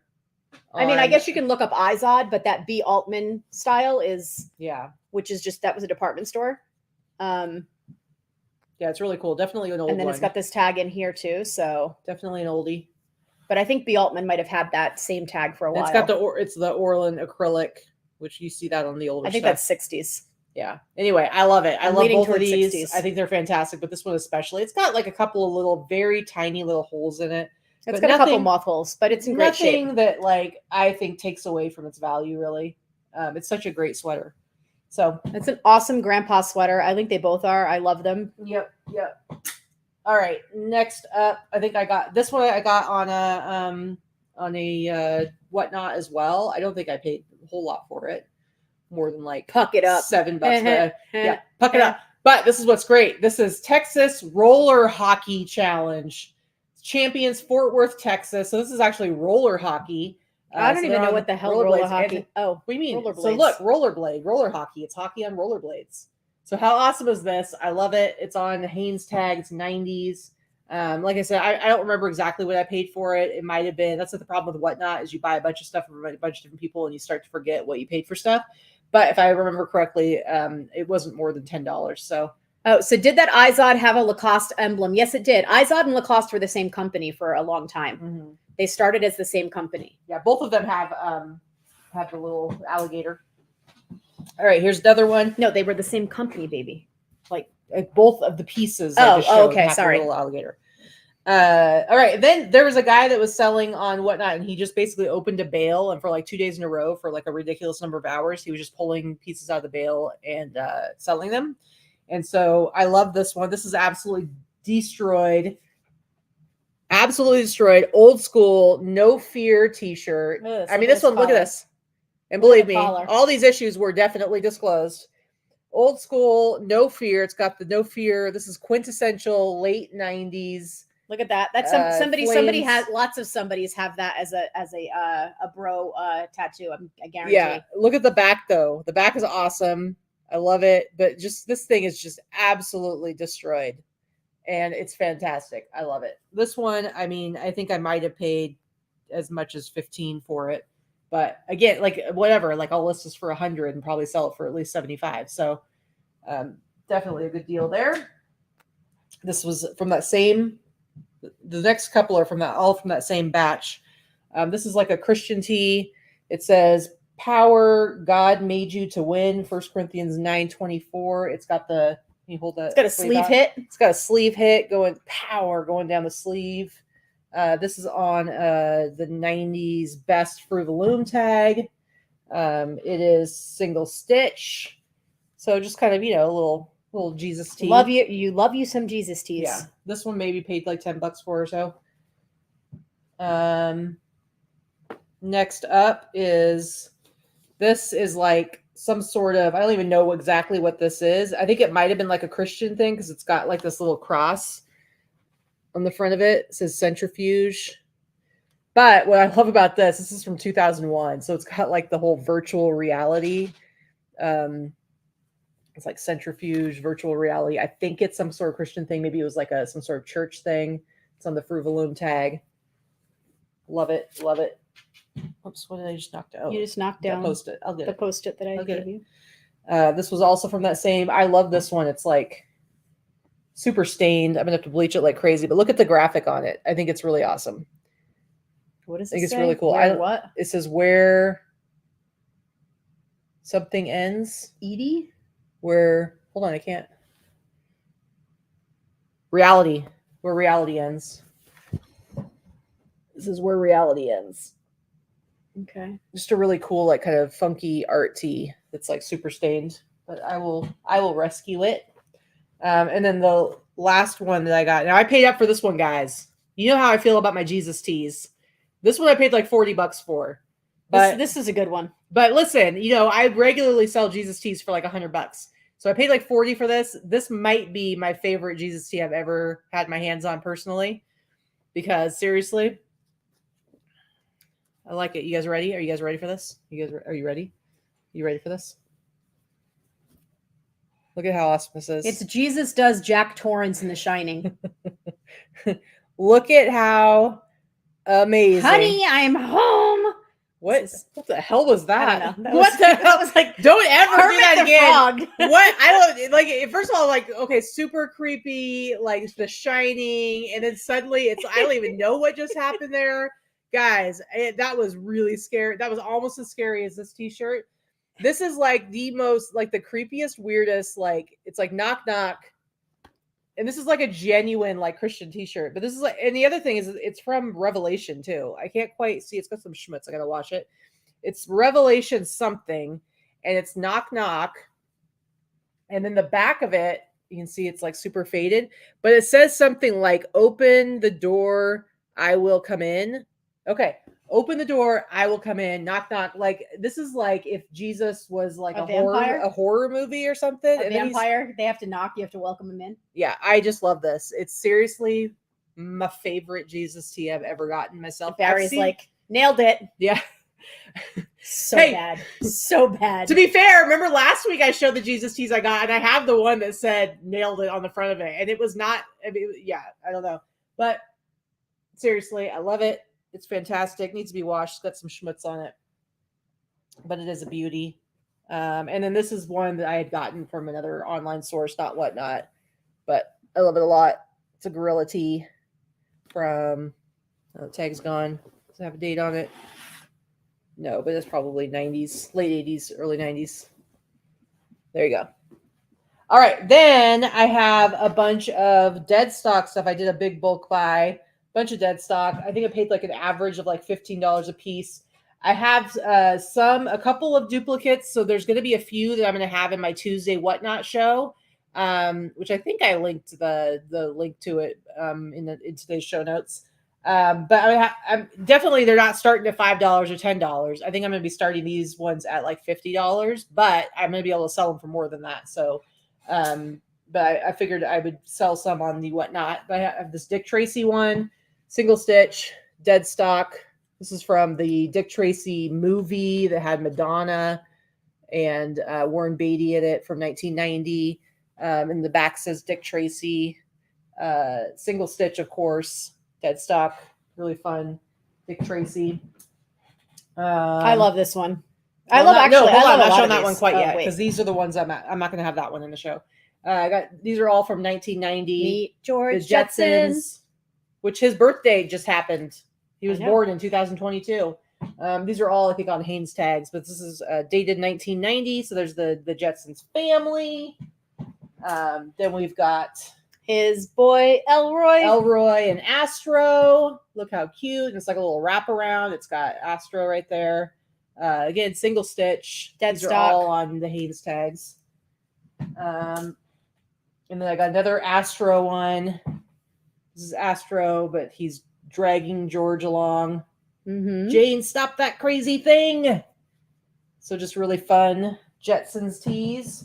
And this one, I'm not putting this one in or Whatnot, but this one is probably one of the best pieces. I love this one. So my daughter is 29, and she was obsessed with The Lion King when she was a kid. Obsessed. Like, every kid, they make you watch the same movie 800 times. Well, for me, that was The Lion King in my world. And she had a Timon. That's who this is. She had a Timon stuffed animal that she carried around with her for probably 4 years. Mm-hmm. And I just makes me really think of my kid. I love that shirt. Super cute. And this is from, the top tag is gone, but some of the shirts I got still have the top tag. This is from the Disney Store's tag. So it's like a 90s Disney store. Dead stock. Disney Store. Dead stock, single stitch, Disney tag, Lion King t-shirt. The 90s when the Disney Store was awesome. Yeah, man. It was super awesome. Okay. And then I have this Pantera. This one have a date on it. This is a vintage on the Winterland tag, Pantera jersey. It's on the Winterland tag, made in the USA, XL, dead stock Pantera. Hell Patrol. Yep. There you go. That one I should be able to sell for about $100. Yeah, at least. No, about 100. I looked at the comps. And then I have this What other. size was the No Fear Destroyed shirt? Cynthia asked. Let's see.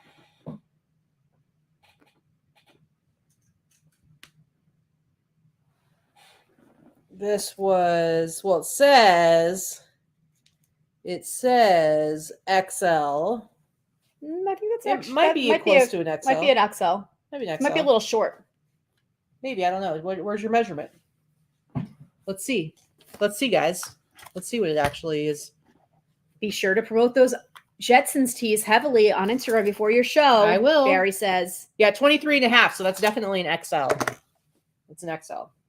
Destroyed. But yes, I will, Barry. I do a little video in my reels.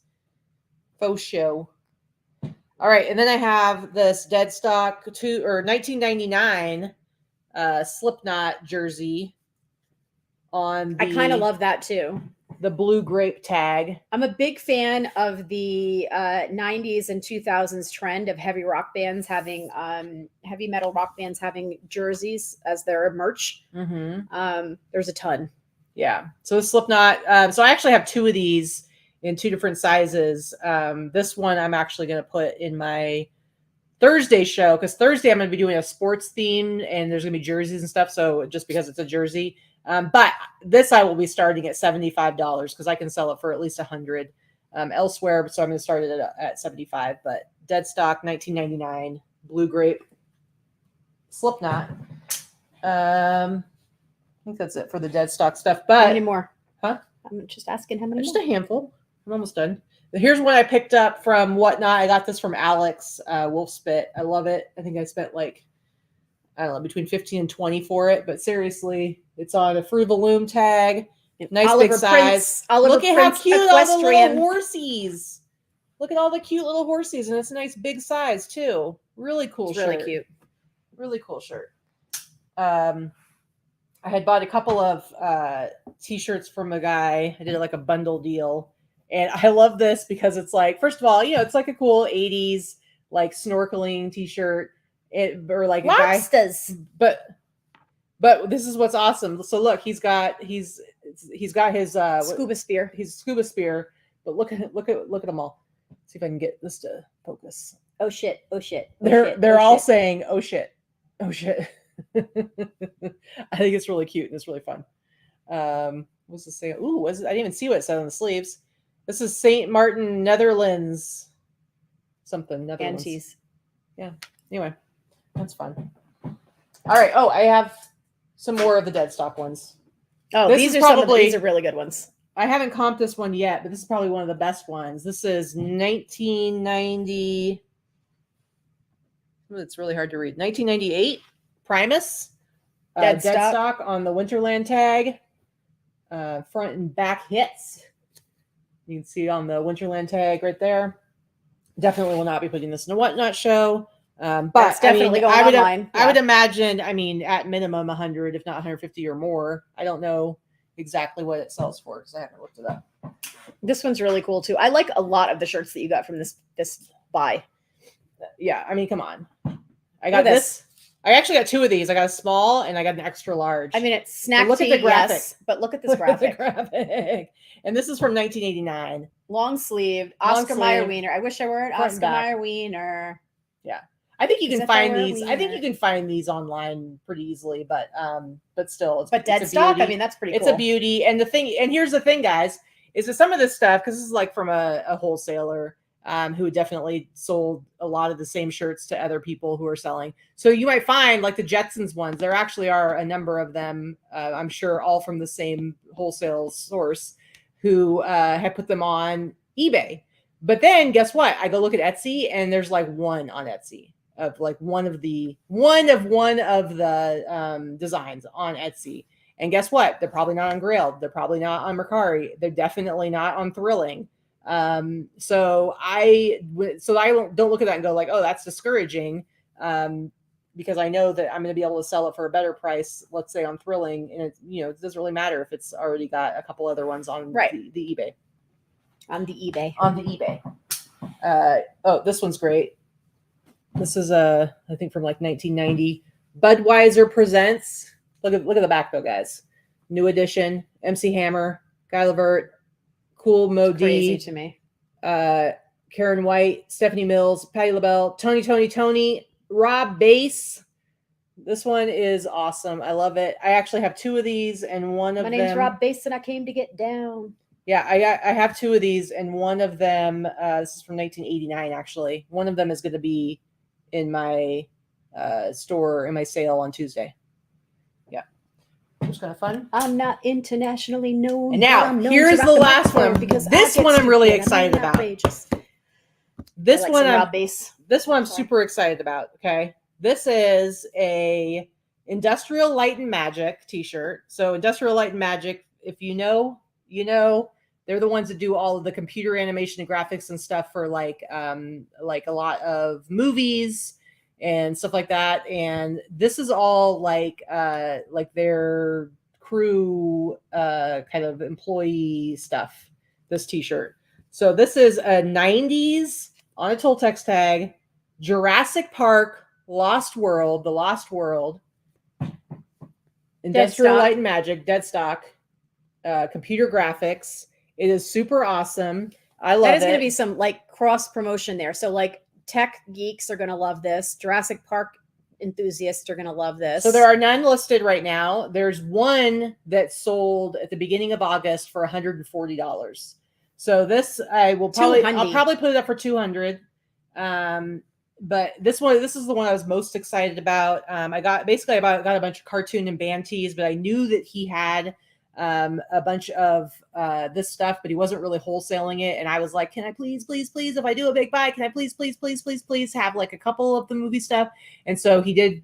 This is like the coolest thing ever. So I love it. I just can't tell Jesse I have it because he might try to steal it from me. Yeah, Jesse kind of is obsessed with. He loves him some Jurassic Park. So yeah, so this is probably like the most exciting piece that's in there. And like I said, there's none listed on eBay anyway, and there's one that sold a few weeks ago for $140. So yeah, so very, very, very, very, very cool. That's it. Mm-hmm. That's it. That's all we got. That's all I have to show for you guys. We still managed to do a 90-minute show, even though we didn't have a lot of solds and our numbers were shitty. Well, my numbers were shitty. We did a lot of yapping at the beginning, so. Anyway, so I got to go. I have to go and finish preloading my 2 shows. Go get Ripley. Oh yeah, I got to go get Ripley. But let's just talk a little bit about what our plan next is. So I got to go finish preloading my 2 shows for this week. Get that done. I got a few things I want to list, and then next up, I've got a whole rack full of stuff over here. Pretty much most of the dead stock stuff I got. All of the best of it, I want to make sure I take pictures of it right away. Because I'm like, I paid up for it. I have a bunch of it. Get your money. I'm going to get my pictures taken as soon as possible. But what's great is I have all those pictures to take. And then I still have a whole nother probably 100 t-shirts that will be ready for next week's, or not the next batch of photographs and selling. Yep. So that's kind of like what Whatnot has done for me is it allowed me to like, okay, I can make a big buy. And now I've got all this really cool stuff that I'm excited to list. I'm not like struggling for inventory, but what do you got going on? What are you doing next? Well, I did about 25 new listings already today. I have to cross post them. I've been having issues with List Perfectly trying to cross post to Poshmark for like the last 5 or 6 days. Yes, I do have a ticket open. We'll see what happens. I've cleared my cache. I have done all of the things. So there's something not connecting properly, but the drummer asked, does Katy take her own pics? Yes, she does. Katy is too much of a control freak. She still does everything herself. She will not allow anyone to take pics or do listings or drafts or anything for her. She does everything. Me, on the other hand, I only take pics. I don't list or take photos of anything clothing related anymore. That has all gone to Crystal. And sometimes I buy faster than she can list. And that is probably going to be the case this past week. So I'm always running about 2 to 3 weeks behind as far as when it was purchased to when it was listed. But I'm okay with that. I just keep buying anyway. And once it's clean and ready to go, I just send it off in a bin to her and she gets them done 50, 60, 70 at a time during the week for me. So that helps. And then the hard goods, I photograph all the hard goods and list all of those myself. And that's what I have a lot of to do. I've got a backlog going. So, and here Katy comes with little Ripley. She's still Lil. She's still little. Still like a puppy. She is a year old today. Little Miss Ripley, 1-year-old. Everybody say hi. She still gets say hi to your fans. She still gets nervous when She does not like the camera. I don't know what the deal is. It's like we come up here and she gets real nervous and she wants to like hide her face. You've been chewing on your foot. Why is your foot all wet? Yeah, she's chewing on it. But look how cute she is. Look. She's still a puppy. She still is going to stay a puppy. Mm-hmm. She's always going to look like this. Yep. I don't know if Angel is still watching, but this is Angel's little girlfriend. Oh yeah. See, I can't even show her to you guys because she keeps just wanting to like put her little head in my neck. Seriously, she's not usually like a nervous dog at all. It's say just hi. When we take her out of her little comfort zone. Say hi. She's suddenly. Say hi to your fans. Is she gonna start talking? Is that what your plan is? You gonna put your ears up? She's so cute. No, she's not going to. Look at her. Look at her. She's gonna hide. Seriously, it's like a little when somebody has like an infant who's like when they get to that the shy stage. The shy stage and they want to hide their little face. Yeah. So she is about 8 pounds, 9 pounds, and she is going to stay that way. So she's fully grown. She's not going to get any bigger. Sometimes she gets a little fuzzier here and there, but she's not going to get any bigger. She is still the sweetest dog. She's got the best disposition. She's a little bit of a barker, but she is a lover. She loves everybody. Her favorite thing is to do what she's doing to Katy right now, to everyone. If you come to the house, she wants to be hugged. She wants to be held, and she will lick everything off of your face. Oh yeah, get right in that ear. Ooh, that's gross. So she's a year old. Happy birthday, Ripley. Yep. She's going to get a special TREAT later. Yeah, we're careful with like all of their food and stuff like that because we don't. I mean, especially dachshunds are prone to be a little bit too chunky and it's not good for their backs and everything. Yeah, and she's a year old, so she really isn't going to get any bigger than that.